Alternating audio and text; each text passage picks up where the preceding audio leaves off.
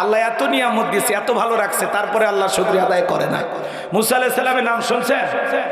তার পয়গাম্বরের এক উম্মত বলতেছে, ও নবী কই যান? কয় আল্লাহর সাথে কথা বলার জন্য। কয় একটু বলবেন, আল্লাহ আমারে এত নিয়ামত দিছে, এত সম্পদ দিছে, আল্লাহর কাছে বলবেন যে কোন আমলে সম্পদ কমে যায়, কি আমল করলে সম্পদ কমবে। মুসা আলাইহিস সালাম এক পর্যায়ে আল্লাহর সাথে কথা বলতে বলতে আল্লাহকে বলেন, আল্লাহ আমার এক উম্মত জানতে চায় কোন আমলে সম্পদ কমে যাবে। আল্লাহ ডেকে বলে, পয়গাম্বর তুমি তোমার উম্মতকে জানায়া দাও, সে যেন কম কম করে আমার শুকরিয়া আদায় করে। নবী মুসা আলাইহিস সালাম চলে যাচ্ছেন, আবারও সেই উম্মতের সাথে দেখা, দেখে বলে, পয়গাম্বর আল্লাহকে কি জিজ্ঞাসা করেছিলেন কোন আমলে সম্পদ কমে যাবে? মুসা আলাইহিস সালাম ডেকে বলেন, হ্যাঁ আমার আল্লাহ জানিয়ে দিয়েছেন আপনি একটু আল্লাহর কম কম শুকরিয়া আদায় করবেন। উম্মত ডেকে বলে, পয়গাম্বর এটা নবী মানুষের কথা, আল্লাহ এত নিয়ামত দিয়েছে, এত সম্পদ দিয়েছে, আমি কেন সে আল্লাহর শুকরিয়া আদায় করব না? কম কম না, আজ থেকে আমি আরো বেশি বেশি করে আল্লাহর শুকরিয়া আদায় করব। আল্লাহর সেই বান্দা যখন আল্লাহর বেশি বেশি শুকরিয়া আদায় করলেন, আল্লাহ তার সম্পদকে আরো দ্বিগুণ বাড়ায়া দিলেন। বলুন সুবহানাল্লাহ। এজন্য আমার আল্লাহ বলেন, লা ইন শাকারতুম লা আযীদান্নাকুম ওয়া লা ইন কাফারতুম ইন্না আযাবি লাশাদীদ। সূরা ইউনূসের ভিতরে আল্লাহ পাক জানিয়ে দিলেন, যারা নিয়ামত পাওয়ার পরে শুকরিয়া আদায় করে আল্লাহ তাদের নিয়ামতগুলোকে বাড়ায় দেন, আর যারা নিয়ামত শুকরিয়া আদায় করে না, না শুকরিয়া আদায় করে অকৃতজ্ঞ হয়, আল্লাহ তাদের নিয়ামতগুলোকে ছিনায় নেয়। তাদের জন্য রয়েছে কঠোর আযাব, শাস্তির ব্যবস্থা। চিৎকার মেরে বলুন নাউযুবিল্লাহ। তাহলে সুখে থাকি আর দুঃখে থাকি, খেয়ে থাকি আর না খেয়ে থাকি, সব সময় প্রশংসা হবে একমাত্র কার? তাহলে আপনারা সবাই কেমন আছেন? আলহামদুলিল্লাহ, কোনো কথা নাই। কি সমস্যা সেটা মানুষের কাছে ওই গল্প করে লাভ আছে? আপনি কেমন আছেন? আলহামদুলিল্লাহ। আমার জাগিরদার হিফজখানে মাদ্রাসায় যার বাড়িতে খাওয়া দাওয়া করে পড়াশোনা করছি, ওনাকে ফোন দিলে এখনো, বাবাজি কেমন আছে? আলহামদুলিল্লাহ, সালাম কালাম হয়। কোনো সমস্যা? কয় সমস্যা থাকলে তোমারে বলবো কেন? সমস্যা দিবেন যিনি, সমাধানও করবেন তিনি। কি একটা বিশ্বাস! এই জন্য আপনার সমস্যার কথা মানুষকে বললে লাভ নাই। আপনার যদি একটা সেরা স্যান্ডেলের ফিতাও লাগে, এটা আল্লাহর কাছে চাইবেন। কার কাছে চাইবেন বলেন? এর চাইতে ছোট জিনিস আর আছে? জুতের ফিতা লাগলে চাইতে হবে কার কাছে? আল্লাহর কাছে। জীবনের যা যা প্রয়োজন আল্লাহর কাছে চাইবেন। দেওয়ার মালিক কি? তাহলে চাইবেন তো ইনশাআল্লাহ? চাইবেন তো ইনশাআল্লাহ? তাহলে আপনারা সবাই কেমন আছেন? আগামীকালকে কি পাবনায় দেখা হবে? তাও কা আলহামদুলিল্লাহ।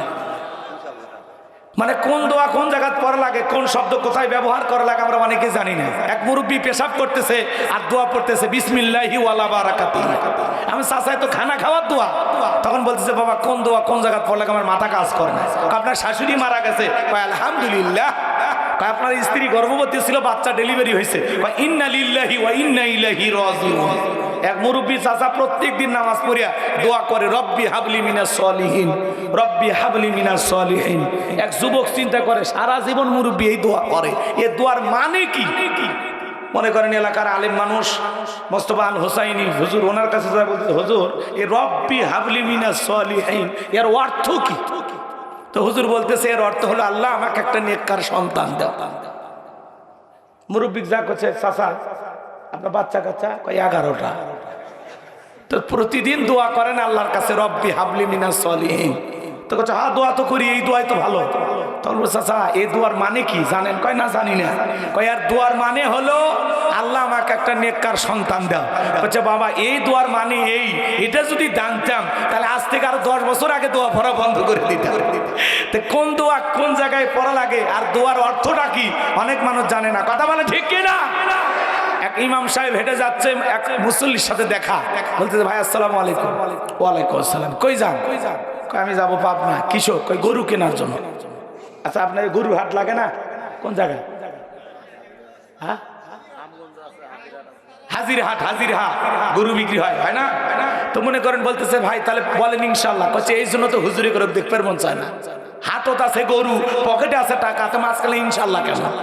তখন হুজুর আর কি করবে? আর কোনো কথা আছে? বাস বেচারা হাটত গেছে, গরু পছন্দ হয়েছে, এইবার টাকা দেওয়ার জন্য পকেটে হাত দেয়, পকেট খেলি লম্বা হয়। লক্ষণ ভালো না খারাপ? হ্যাঁ, ছিনতাইকারী সময় মতো পকেটটা চুরি করে টাকা নিয়ে নিস। ওদের না টাকা ডাকাতি হয়ে গেছে। এইবার বেচারা আসরে নামাজের পর আবার ইমামের সাথে দেখা, বলতেছে ভাই গরু কোথায়? কয় ইনশাল্লাহ টাকা চুরি হয়ে গেছে, ইনশাল্লাহ গরু কেনা হয়নি, ইনশাল্লাহ বাড়ির দিকে যাচ্ছি, হুজুর পয়সা থাকলে আবারও দেখা হবে ইনশাল্লাহ। সে ইনশাল্লাহ বললই চালান পাতি হারানোর পরে কথা বলে ঠিক না। মুসলমান যে কোনো কাজ ভবিষ্যৎ প্রতিশ্রুতি, ভাই কাল দেখা হবে ইনশাল্লাহ। ভাই ভাই আপনার সাথে একটু দেনা পাওনার বিষয় ছিল, একটু টাকাটা দেন। আমি ভাই ইনশাল্লাহ আগামী শনিবার দিয়ে দেবো ইনশাল্লাহ। ইনশাল্লাহ বলবেন, আপনার এই কাজটাকে আল্লাহ সহজ করে দেবেন। কথা কি বুঝাইতে পারলাম? আপনি ভবিষ্যতের জন্য যে কোনো কাজের ওয়াদা করবেন, তাই বলে বলেন না ইনশাল্লাহ ঈদে সিনেমা দেখতে দেবেন, এরকম ওয়াদা না, ভণ্ডামি। কথা কন আছে না নাই? ইনশাল্লাহ আগামীকাল দেখা হবে। যে কোনো ভবিষ্যতের ওয়াদার ব্যাপারে ইনশাল্লাহ বলবেন। স্ত্রীর সাথে কথা বলতেছেন, যদি বলে উমুকের বাপ আমার এক জোড়া কানের দুল কিনিয়ে দিবা না, ইনশাল্লাহ চেষ্টা করবো, এনার মা একটু অপেক্ষা করে। সব সময় ইনশাল্লাহ বলবেন, দেখবেন আল্লাহ চাইলে ওই গহনার টাকা রেডি হয়ে যাবে। কথা বলেন না কেন? তাহলে সুখে থাকি আর দুঃখে থাকি প্রশংসা হবে কার?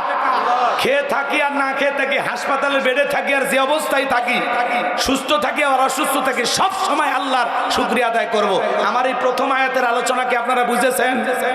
লোকমানে হাকিম শুকরিয়া আদায় করার কারণে লোকমানে হাকিমকে পুরো পৃথিবীর সামনে সম্মান আর মর্যাদার আসনে বসিয়েছেন কি? তাহলে আপনিও যদি সম্মান আর মর্যাদা পেতে চান, যত বেশি আল্লাহর শুকরিয়া আদায় করবেন, তত বেশি পৃথিবীর সামনে আল্লাহ তাআলা আপনাকে সম্মান আর মর্যাদা দান করবেন। চিৎকার মেরে বলুন সুবহানাল্লাহ। তাহলে আপনারা সবাই কেমন আছেন? আগামীকাল কি দেখা হবে ইনশাআল্লাহ? এই দুইটা আমল যেন মনে থাকে। এরপরে আমার ভাইয়েরা, লোকমানে হাকিম শুধু মাঠে ময়দানে ওয়াজ করতেন না। এই লোকমানে হাকিম কিন্তু একজন রিক্কিত দাস ছিল, মানুষের বাড়িতে ছাগল চরানোর কাজ করত। ছাগল ছেড়ে দিয়ে ময়দানে ওয়াজ শুরু করে দিতেন, আর হাজার হাজার মানুষ এসে তার ওয়াজ শুনতো।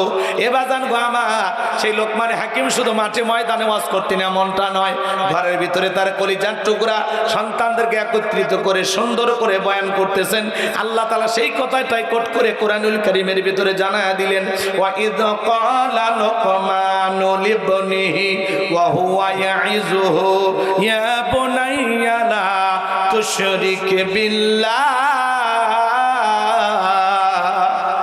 ইন্নাশ শিরকা লাযুলমুন আযীম।